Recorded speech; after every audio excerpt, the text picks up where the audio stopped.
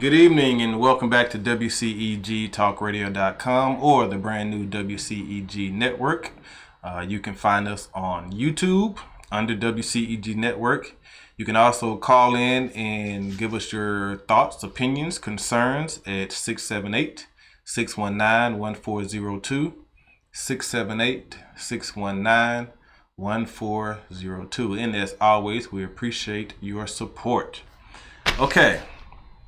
So, I just finished discussing the ground crew, the fight to end segregation at Georgia State, and giving honor to Barbara Hunt, Myra Elliott, and Iris Mae Welch, who were the pioneers in helping to get minorities higher education in the state of Georgia.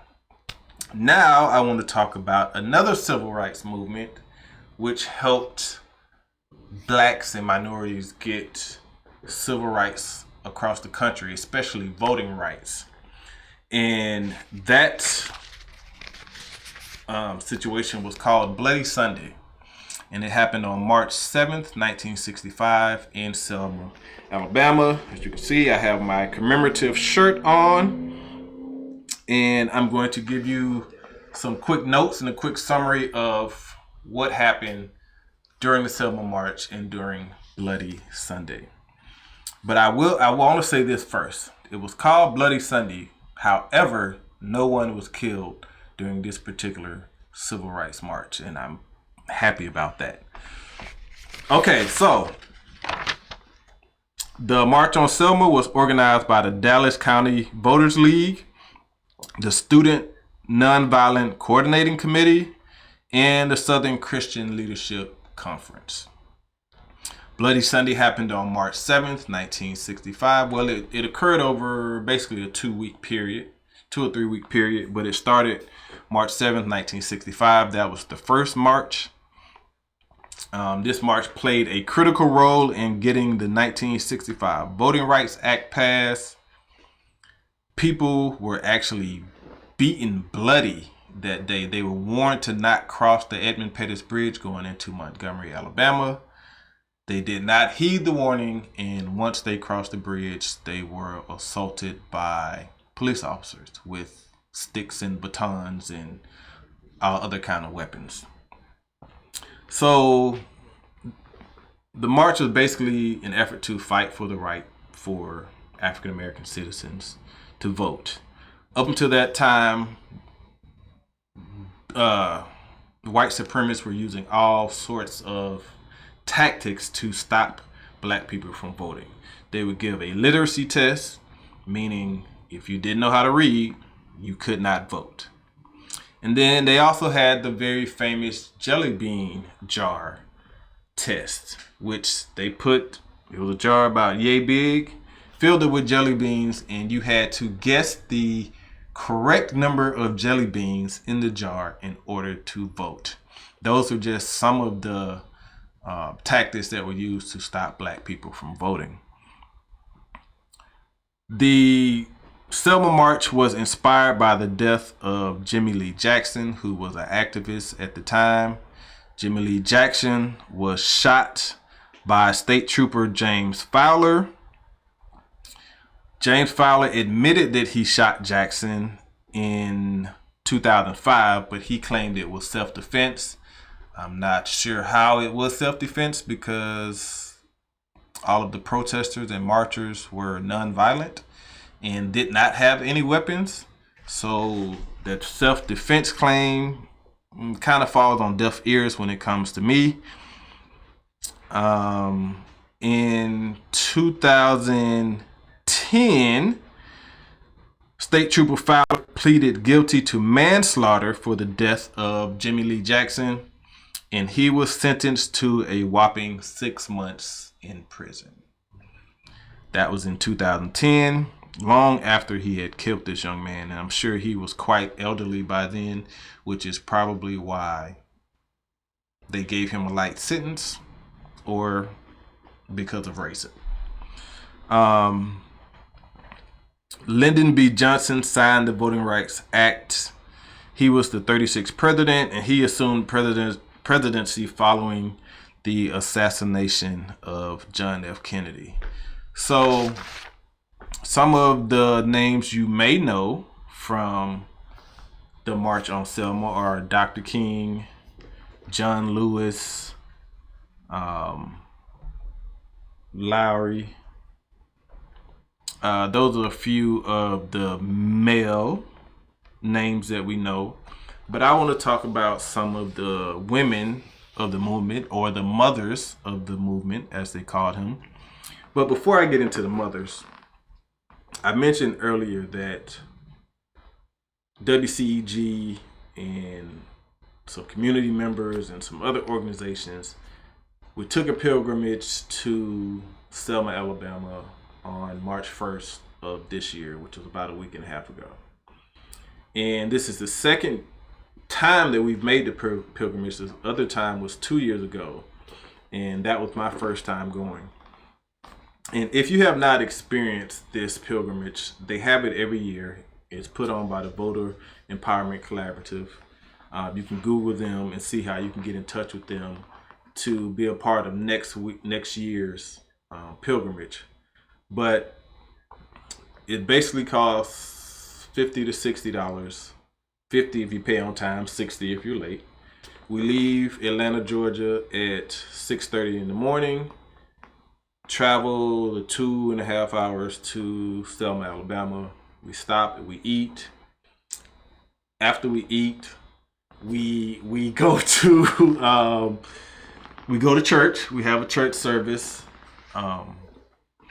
and after the church service, then we start preparing to march the same route that the protesters did in 1965 from Selma, Alabama, crossing over the Edmund Pettus Bridge and going into Montgomery. So it's a very powerful experience. I mean, just reading about the experience is pretty powerful in and of itself. But once you're in that city and you're surrounded by all of these people, and people come from all over the country to honor the people that got bloodied in this march, the Bloody Sunday March. I know we met people from California. I met people from California both times. People from Texas, people from New Jersey. It's a countrywide, well-known event, I'll say. And so once after church, once we line up, and they put certain organizations in front, everybody has their banners, everybody has signs. We have young people there with us, which I think is absolutely great, but we need to get more young people out on this pilgrimage, because it's one thing to learn about it in a book or from the internet. It's another thing to actually experience it, and you can feel the presence of your ancestors. You can feel, if you know about the story, you're thinking about the images of the pictures that you've seen, and it's just a very, very powerful experience. And then you have people playing music, you have people playing African drums. Shout out to Viva Brazil. They were there the 2 years that I've been, and they're playing drums and they're providing a little rhythm and a little soul to the march, which I think is absolutely wonderful. But yeah, I definitely think that this is something that needs to be done by our younger generations, because I don't know if you know this, a lot of the slave history in this country and a lot of now the civil rights history is starting to be rewritten and softened up, if you will. Like, for instance, there's a school book in Texas that talks about how the slaves enjoyed being slaves, and it was kind of a happy thing for them to be slaves and to serve their masters. And it was something that they wanted to do. And this is in a school book that's being taught in Texas schools. And so now they're starting to do some things like that with the civil rights movement. And so we just have to be careful about that. We have to be really leery of the revisionist history that tends to go on pretty often in this country, coming from the system, or the system of white supremacy, if you will, because they're trying to diminish the contributions that black people and minorities have made to this country, and we can't allow them to do that. So yes, I encourage parents at home, if you're listening, Google the women that I talked about in the desegregating Georgia State University. Google Bloody Sunday. Google the people of Bloody Sunday that you haven't heard of. We all know Dr. King and John Lewis and the big names of the movement. But there are a lot of smaller names of the movement that need just as much recognition. So for me, I think I'm going to make this a regular pilgrimage. I can't say I'm going to go every year, but I definitely enjoy paying homage to my ancestors. I enjoy the camaraderie of the people once we're actually at the event. You got black, white, Spanish, Asian. You have people from that span the colors of the rainbow that come to pay homage to the people of this movement, because it's that important, and they're coming from far and wide across the country. So this is something that young people definitely need to know about. And this particular movement was key in getting our Voting Rights Act. As I stated, was signed by Lyndon B. Johnson after this movement. But there are 3 particular women that I would like to discuss, who were a part of this Selma movement. And one of the women actually died. And I know you probably have not heard of her unless you have been to Selma and seen the memorial set up for her. But the first woman that I would like to shout out is Miss Amelia Boynton Robinson. And she was an American activist who was a leader of the civil rights movement in Selma, Alabama, and a key figure in the 1965 Selma to Montgomery marches. In 1984, she became founding vice president of the Schiller Institute, affiliated with Lyndon LaRouche. She was awarded the Martin Luther King Jr. Freedom Medal in 1990. In 2014, actress Lorraine Toussaint played Robinson in the Ava DuVernay film, Selma. So the only thing I really knew about Amelia Boynton Robinson was if you Google Bloody Sunday, there are certain images of, there's a woman being beaten by a state trooper, and they're kind of away from the rest of the pack where everybody else is being beaten. And this state trooper basically beats Miss Amelia Boynton Robinson so bad that he knocks her unconscious right there on the side of the road where she was. And then he kind of just stands over her and looks at her like he's done a great thing. And the image is pretty disturbing. She was knocked out. Her people had to come pick her up and take her to the hospital, and thankfully she did not die. But that particular image, anytime I think about the Bloody Sunday March, that particular image of this state trooper standing over Miss Robinson after he had just knocked her unconscious with this look of satisfaction on his face, clearly it defines the energy of the moment at that time. And it's pretty sickening to think that you would even beat a woman like that. Like today, most people wouldn't stand for that, but this was common back in the mid 50s and early 60s for women to get beat just as bad, if not worse, than the men. And this is history that our children need to know, especially our young girls, because we always hear about the men. The men did this, the men did that. Dr. King, John Lewis, Reverend Lowry. We always hear those names, but there were plenty of women in the movement who made their stamp, who left their mark, that need to be talked about and revered just as much as the men of the movement. And like Mr. O said earlier, we're celebrating Women's History Month today, or this month, but women's history is every day and every month. And so these women should be recognized just like the men are. That's just how I feel. So that was Miss Amelia Boynton Robinson. And one thing I wanted to do when I was in Selma last week was I wanted to find this particular spot where Miss Robinson was beat and stand in that spot and pray for her and pray to her, because that's just how much the image impacted me when I saw it. Every time I see it, it impacts me the same way. The reason I could not do that is because we had been traveling all day and my phone died. So when we crossed the bridge, I couldn't Google the images to pull up the spot where she had been laying when she got knocked unconscious. So that was kind of disappointing for me. But other than that, the entire day was absolutely amazing.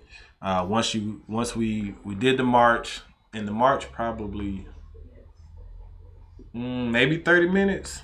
It takes maybe 30 minutes. And then once you cross over the Edmund Pettus Bridge, then there's people on the other side playing music, people selling shirts, people selling food, people just having a festive time while we're out there celebrating our ancestors. So it starts out as a somber event, but in the end, it's very festive and very loving. To be honest, you can really feel the love of the people that are out there. So that was Miss Amelia Boynton Robinson, one of the mothers of the movement. Another mother, her name was Marie Foster. Marie Priscilla Martin Foster. She was a leader in the civil rights movement in the U.S. during the 1960s and a dental assistant. She was instrumental in helping to register many African American voters in Selma, Alabama, and was one of the primary local organizers of the Selma to Alabama marches in 1965. She also helped create the Dallas County Voters League, a group of African Americans that pushed for improvements in the system for voter registration. She was called the mother of the voting rights movement and was nicknamed Mother Foster. They said when she first started the Dallas County Voters League, she had tried to register 8 times. And it took her 8 times before she was actually successful in registering. Following her successful registration, she then began teaching other African Americans how to pass the tests that barred them from voting. When she first started her classes teaching them how to pass the test, there was one person that showed up to the class, and he was a 70-year-old man, and she had to teach him how to write his own name, which gives you an idea of the education level of some of the people at the time. Because again, we hadn't been long out of slavery at this time. We were still in Jim Crow, and a lot of us still weren't being educated properly.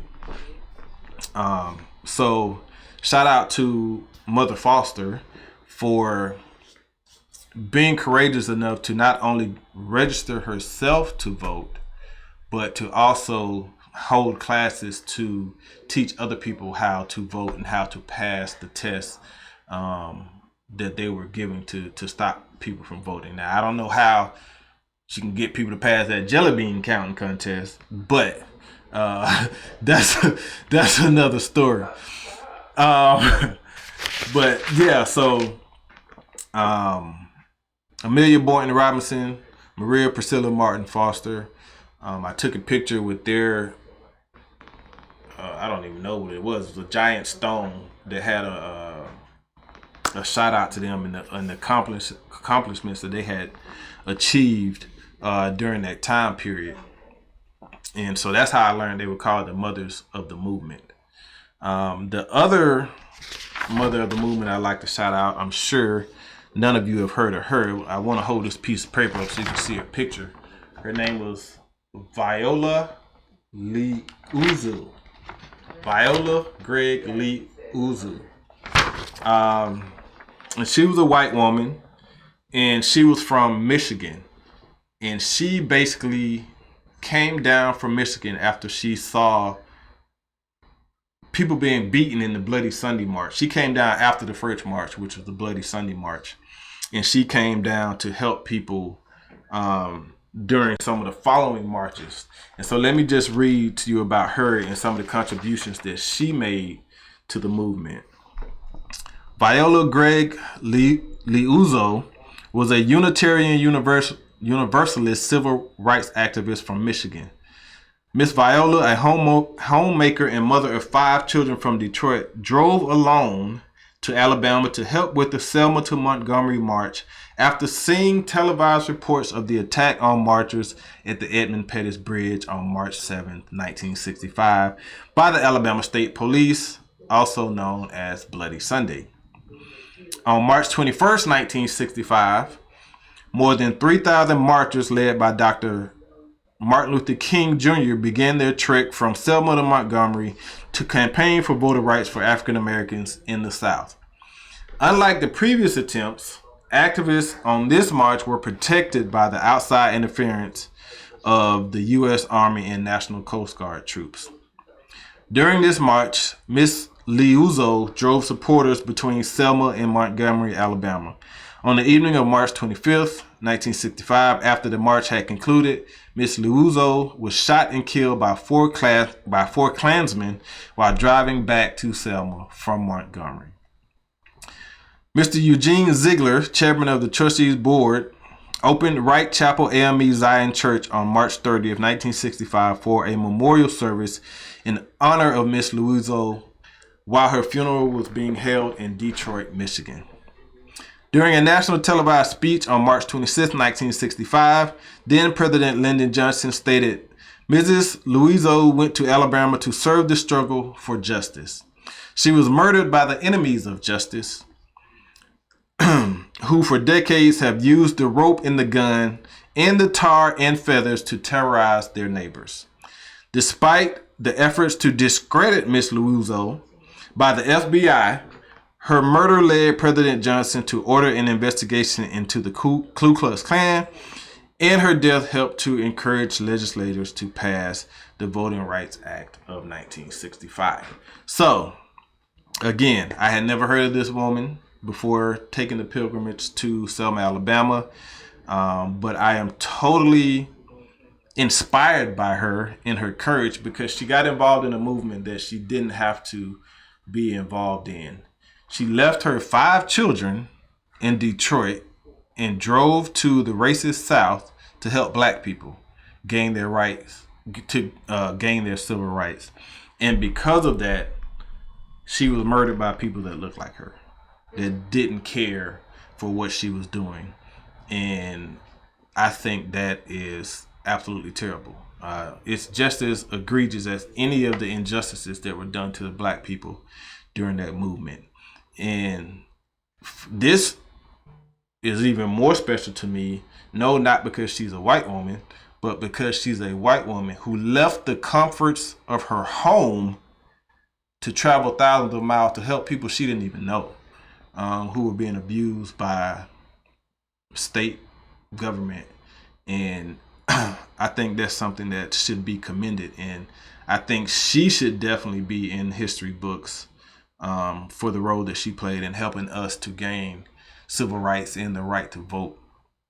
But these 3 women from these 3 mothers of the movement from the Bloody Sunday March deserve recognition, they deserve respect, and they deserve to be acknowledged. And so I'm doing that today here in Women's History Month So thank you to all those that came before me, those who are still living and those who have passed, because without your sacrifices and the things that you went through, again, I would not be able to sit here doing the things that I'm doing here today. So I'm definitely appreciative of the things that everyone has done to get me to this point. There's a saying we have in the Black community that says we stand on the shoulders of our ancestors. And I do that on a regular basis. I commune with my ancestral guidance counselor, Dr. King, on a regular basis. And so this entire movement is very important to me because Dr. King has been important to me since I was a third grader, and I did my version of the I Have a Dream speech and received a standing ovation, I might add.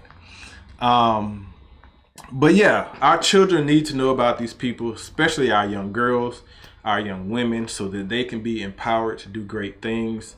You know, we live in this patriarchal society where basically every credit for everything is given to men.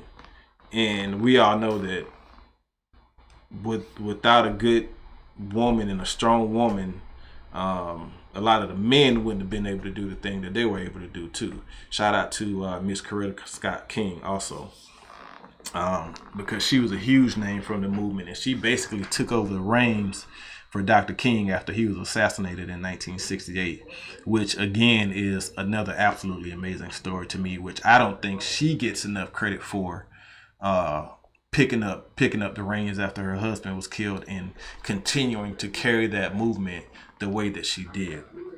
So shout out to the women of the movement, the mothers of the movement. My scholars of the week are going to the 3 young women that helped to desegregate Georgia university school system. That's Miss Barbara Hunt, that's Myra Elliott, and that is Ira Mae Welch. And I want to give a special shout out and thank you to the mothers of the Selma movement, who were Amelia Boynton Robinson, Mother Marie Foster, and Sister Viola Gregg Lee Uzo, who came down from Michigan and sacrificed her life so that we can have civil rights. I strongly advise people to Google these people, learn as much about them as possible. I know I've learned a lot in doing the research for this. I try to learn something new every day, whether it's a new word or a new hero or shiro. But learning here at Conversations in Education is very important to me. I worked in a situation where I saw children being cheated out of an education, and it had a profound effect on me because up until that point, I thought everybody pretty much received the same education as I had received growing up, which I found to not be the case. So in conclusion, these are all very important people from the 50s and 60s that sacrificed a lot for other people to be able to enjoy the benefits of their sacrifices. And so I'm glad I was able to bring some new information to light if it was new for some of you. I'm sure most of you it was probably new to, because most of this information was new to me, and I read a lot. So let's put people in the history books where they belong. Let's give people the credit that they're due, and let's give people the respect that they are due for the sacrifices that they have made. That's it for our show today. I'm going to go home and take some medicine because I don't feel well. But thank you all, as usual, for tuning in. And we will be back March 31st with another great show for you guys. So thank you for tuning in. Have a great evening. God bless and good night. Peace.